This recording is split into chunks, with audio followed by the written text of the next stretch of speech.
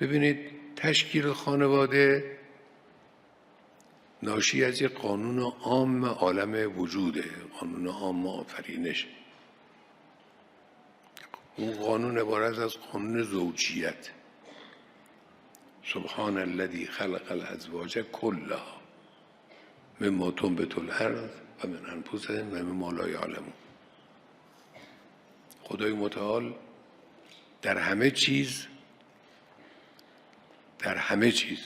خلق الاشیاء کلها، در همه چیز زوجیت قرار داده. در انسان زوجیت هست، در حیوانات زوجیت هست، در گیاهان زوجیت هست و ما لا یعلمون. یه چیزایی هم هستش که زوجیت هست ما نمیدونیم. حالا مثلا در بین سنگ ها مثلا زوجیت چجوریه ما نمیدونیم، در آینده ممکنه کشف بشه. در بین اجرام فلکی زوجیت هست، چجوریه ما نمیدونیم، در آینده کشف خواهد شد. ببینید سبحان الذی خلق الازواج کلها مما تنبت الارض و من انفسهم و مما لا یعلمون. خب این زوجیت.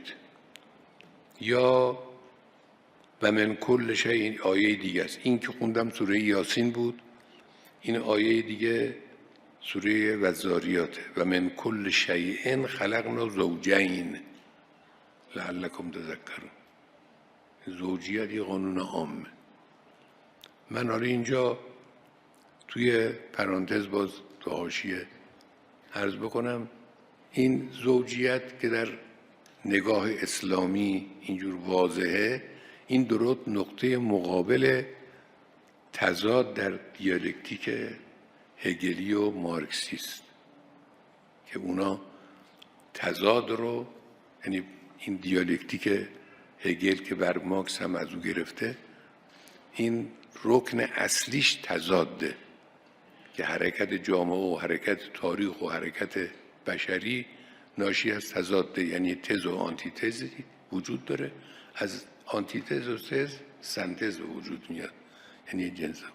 در اسلام نه، سنتز از آنتیتز به وجود نمیاد، از زوجیت به وجود میاد.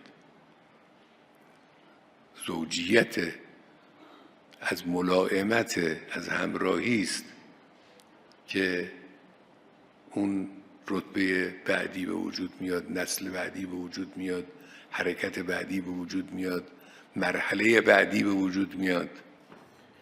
اینه. البته اینا احتیاج به بررسی کار داره. اینی که من عرض کردم یه نظریه است، یه نگاهه.